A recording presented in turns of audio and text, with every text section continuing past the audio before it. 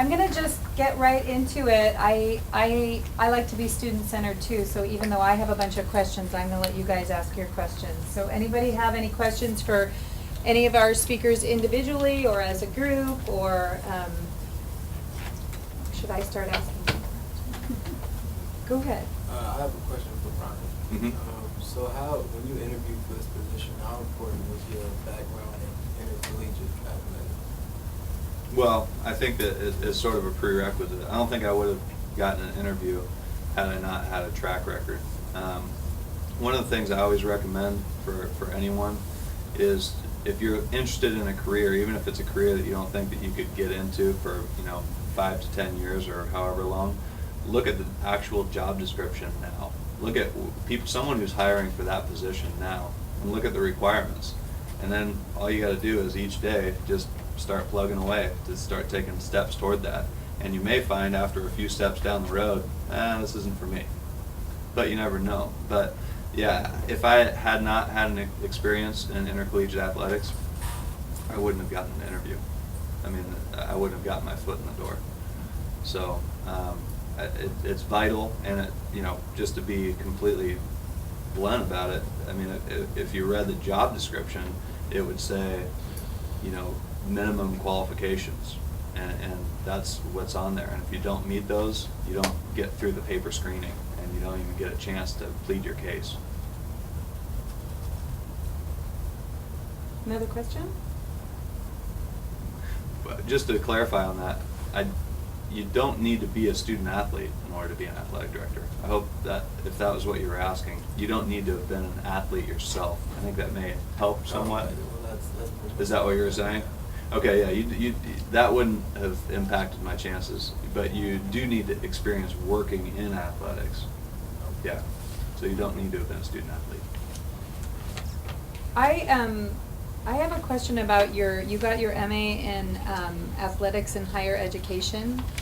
I didn't even know that was a degree you could get. How did you what made you decide to get that degree? Well, first of all, it was buried. It was really hard to find. I mean, there was a really small program within UC Berkeley. I mean, if you go on the website, there's a ton of different programs that are really well advertised. This one was hard to find. And, it's a really small cohort. There's about 12 people in the program. The program itself is really unique. No one really has a master's degree program that's like that. Very few places do.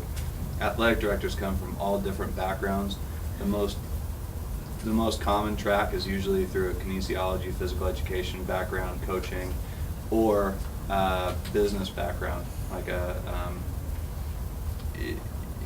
MBA type program, and working from that angle. But this was sort of a unique blend of teaching you how to be an administrator, teaching you how to be an advisor, looking at issues within athletics, the issues that you kind of struggle with in terms of participation for a student who may not be excelling academically. And do you pull them out of athletics to make sure that they continue doing well academically, or is that then ruining their motivation? And it's something that you struggle with, that I struggle with every single day. What's the answer? There is no answer. Yeah, I think that's really tough. Yeah, I mean, every student's different, and so it's really a matter of, it's a combination of like psychology, sociology, and education, and really understanding motivation, what makes someone tick. And if being a participant in the program is the one thing that's keeping them in school, then you don't want to pull that away, because even if they're not excelling academically, it's keeping them engaged, and it's more time to work on that student and show them something that they might get excited about. The light bulb might not be on now, but who's to say that they stay in school a few months longer and it might turn on. Great. Yes. Yeah, Miss Isaac, what things do you do to keep yourself in focus to get things done? So what do I do? Yeah, to keep your schedule, keep yourself rolling. I think goes back to what we three talked about the passion. So I really don't have a schedules, like I have to do this and that, you know what I mean, to keep focused. I'm focused because I'm dedicated to what I do. So I take care of what I need to take care, and what my soul wants, aligned with the dance and helping people and being fit myself, so I can be a good example to my students and to the people that like my company, like what I do. So I don't. Is that what you're asking? Like, Kind of, yeah. It's maybe sometimes difficult to keep on task, to knowing that you need to do this or do that to get to where you're headed. Yeah. And I don't know, maybe. I don't know maybe where a I good wanted day to and get bad ahead. days, I don't know sincerely when people say like it goes back. I don't know where I wanted to get. Yeah. I know what I wanted to share, and I want to empower people through my dance and being fit. And if this dance is something for you, I wanted to be that person that maybe have the opportunity to guide you there. So I don't know, like all the things that happened to me in my career was by taking opportunities, like you said, that were given to me and just following through. But I don't have like I don't have plans like I want to get there in 5 years. Sure. I think maybe because mine is a dance and art background, is really being a moment, and that's how I keep it focused by following my muse. Do you have an agent? I know I don't have an agent. I love that all of you were talking about just taking the opportunities that came up, and also about networking, especially you, Susan, were talking about the importance of networking.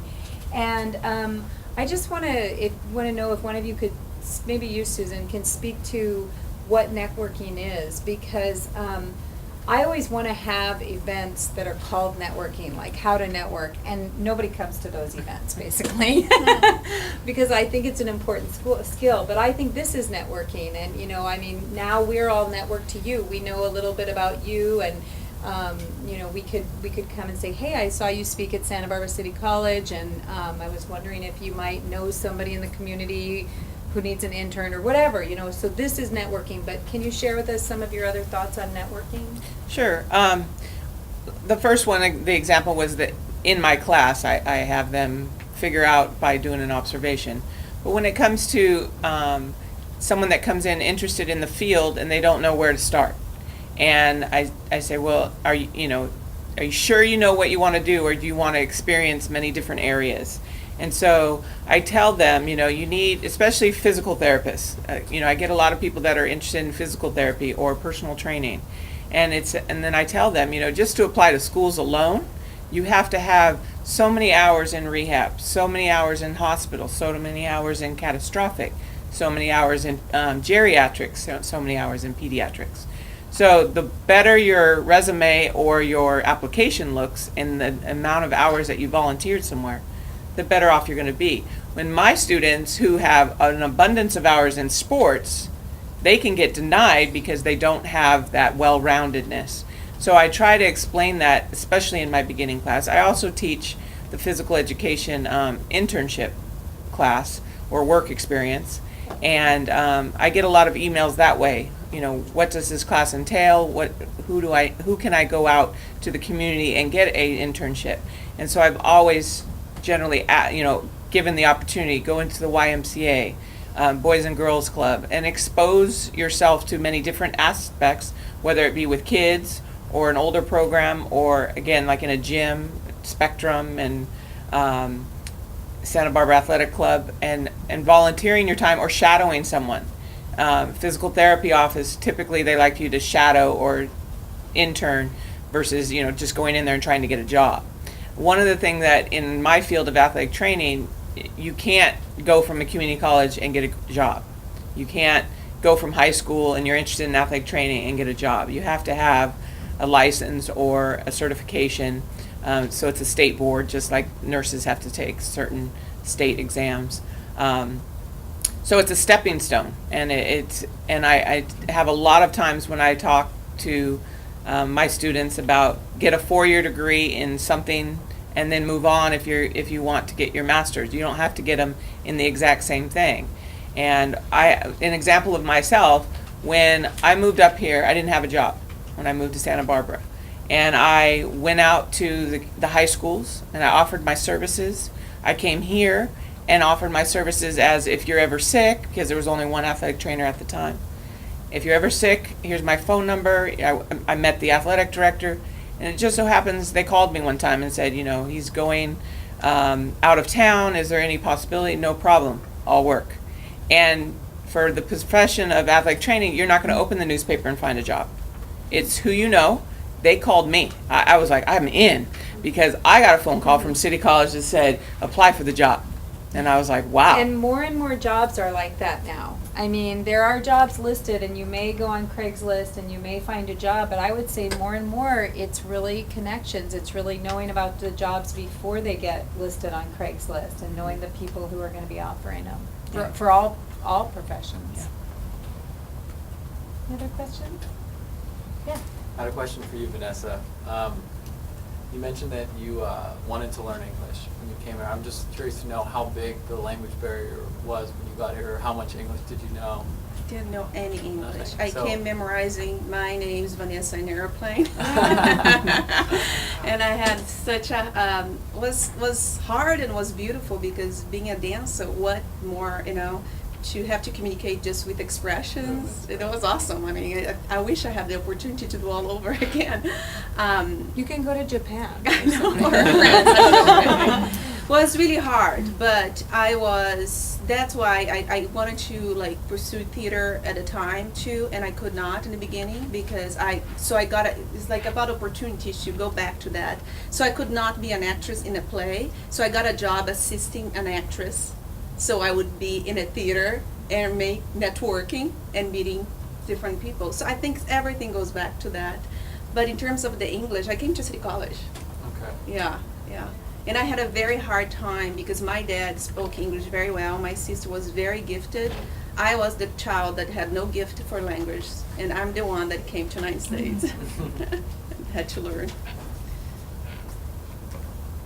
Do you have a question? Are you looking at me? Yeah. I'm wondering when you're going to have your networking class. Oh, good. One person is signing up. I'm like, how could nobody come? All right. Well, I'm taking a note. That's excellent. No, I thought it would be fun to have like a kind of like a party almost, and say, okay, this is your job is to meet with some people. But networking, that always puts networking in the arena of the extroverts, and I don't think you have to be an extrovert to network. You can network, like by listening to people or by emailing people or doing a lot of different I have no things. gift for networking. I mean, I'm good in other things, but I choke. It's like. In certain ways, but in other Yeah, ways you've yeah. taken opportunities, Yeah. and that's But networking. one-on-one parties. I would say the biggest thing for networking for me was not expecting to get paid.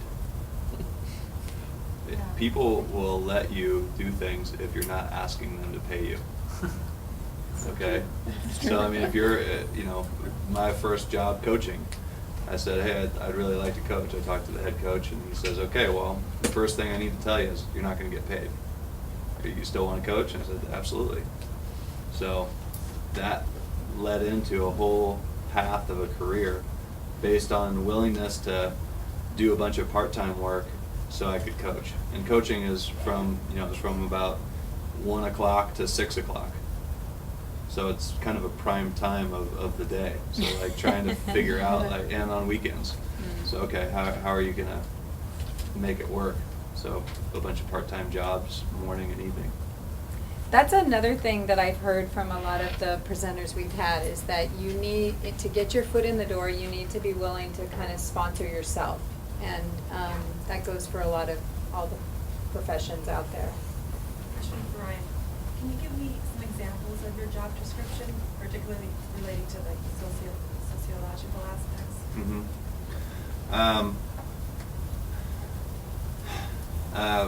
I think that on my job description it should also read fireman or fire person, in that there's just stuff that comes up a lot, and so much of my job is a people job, and kind of trying to understand where they're coming from, how they're interacting with others, whether it's teammates, whether it's colleagues, whether it's parents and kids. I mean, so just trying to understand what their motivation is, and then reflecting also on, well, what is the mission of the institution? How am I going to help facilitate that mission into reality? So how can we make the best possible situation out of this? So in terms of the nuts and bolts of the job description,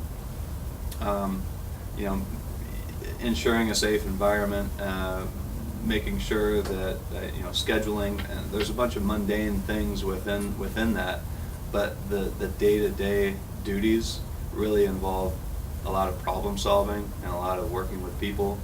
And again, you have to be available, which means that probably 25 times a day people come knocking on my door saying, hey, have you got a minute? And really I have to say yes. Yeah, I do. Even though I've got 250 emails in my inbox, and I've got a spattering of to-do lists around, and but I just have to say yes, because that's my job. I have to sit down, talk, try and come up with a solution, solve a problem, and ultimately try and meet the mission of the institution in our own little way. And communicate, sounds like, be able Yeah, to communicate with people. A ton of communication. And I think, communication and sociology, understanding where someone's coming from and what perspective they're coming from is really key. Even if they're not explicitly stating it, being able to kind of read between the lines and understand a dynamic that's going on. One thing that's, that I feel like race, class, gender, those things are really important and critical and real, and those are things that we deal with in athletics all the time. And I really think that athletics has the opportunity to, excuse the reference, but level the playing field in those areas if it's done correctly. Yes. I have kind of a general question to all of you. I wonder what's most important, education or work experience? False dichotomy. It's not either or, it's both. It's the more experience you get, I think Susan really stated it right.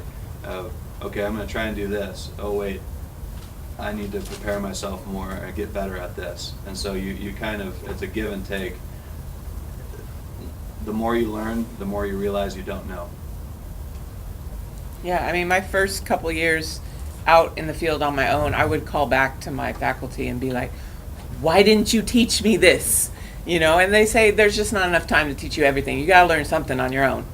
And it's those people that don't want to do that aren't successful, or they're not happy. And it's the people that are passionate about it that just continue to do that. And that's huge, because in my field, the medical field is always changing.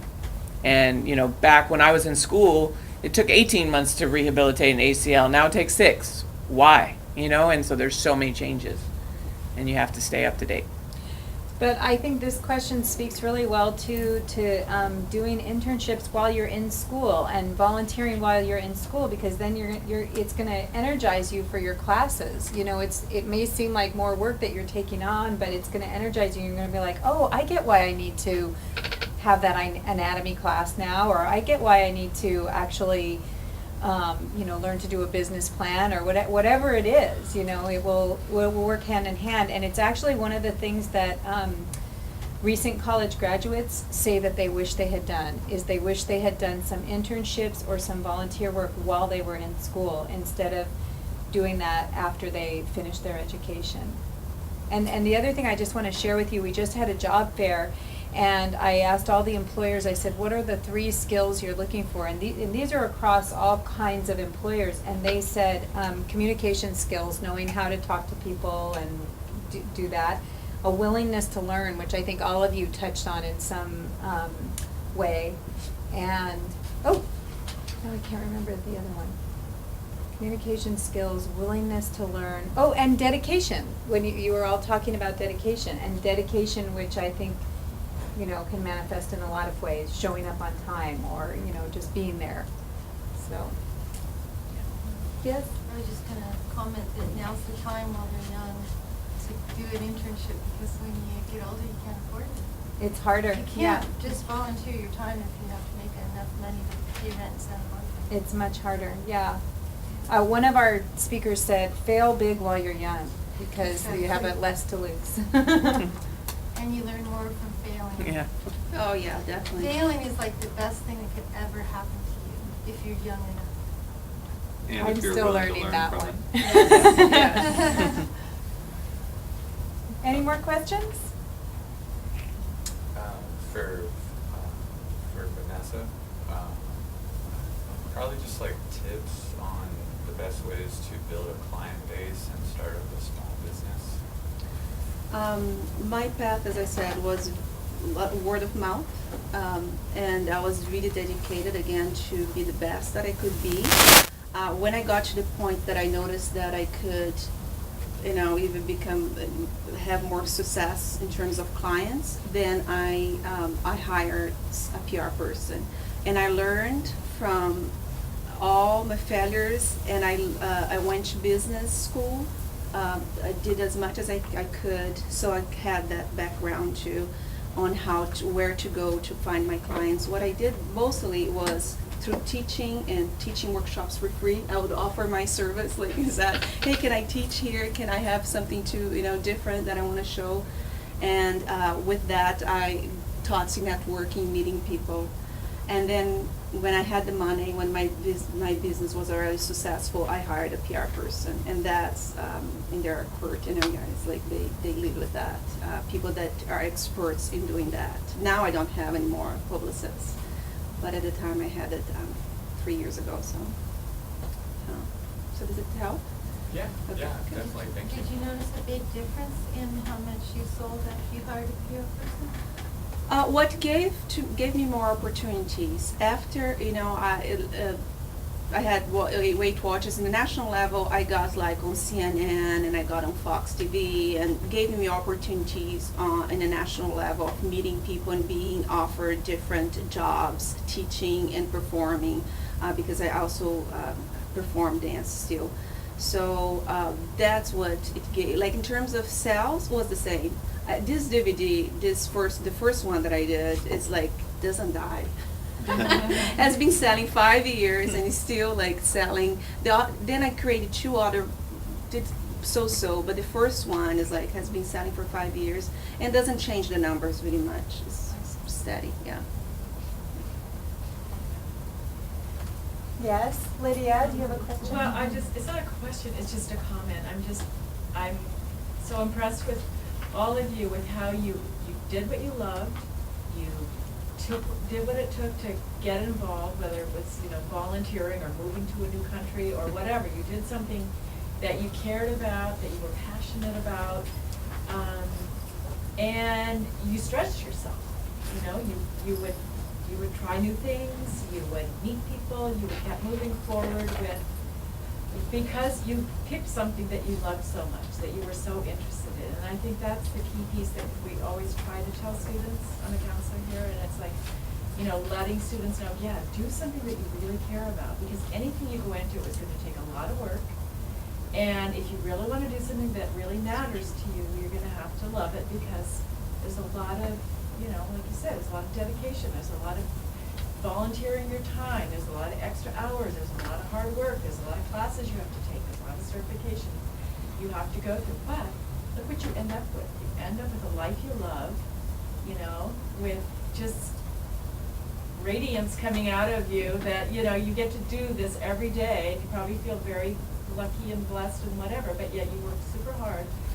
And the payoff is huge. I mean, the money is nice, but it's more getting to do what you really love in life that really matters, and it's the quality of your life and just all of that. So not everybody has that kind of passion for something, but I'd say if anybody does, to put the effort in and make it work for you, because you can look at the quality of life that you get to have as a result of that. Yeah, and So- all the people that we've had in this lecture series, no matter if they're automotive or sales or entrepreneurs or health and fitness or sports and fitness, the 2 things I've noticed is they all have a passion for what they do, which often started very young, and they all work harder than anybody I know. you know, so it's, you know, there's the formula. If you want the formula for success, if that's what I've noticed anyway. Well, and one thing is, you know, some people think, well, you know, I'm getting up there and I still can't figure it out. You know, what do I, you know, you just have to dabble in everything to figure out what you really think. I have friends that have 4 different majors and have keep changing and they don't know, and then all of a sudden they find it. And it may take that long for some people. Well, why didn't it take you that long? Well, you know, everyone's different. And it may be something that it was from your childhood and you never really identified it, and then now you can bring it back to that area. So just be really, really open.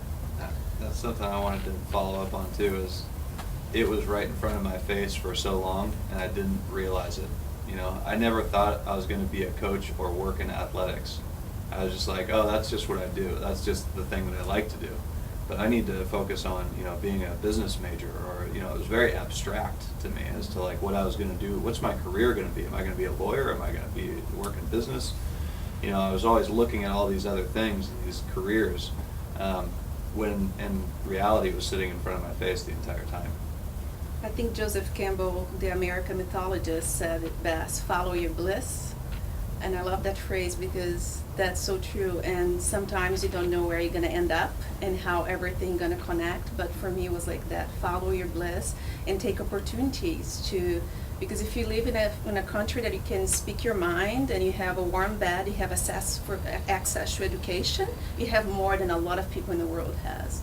So you can explore, you can learn, you can fail, you can succeed. I failed so many times. You know, I'm not one thing that I can talk about myself. I'm not afraid of failing, and just learning from that and pick myself up. Okay, I try again. I try different. I learned this from, and then share with people what you learn. So. Are all of you parents? Mm-hmm. I am. I'm not. I'm a stepmom, so which is. I was just wondering how that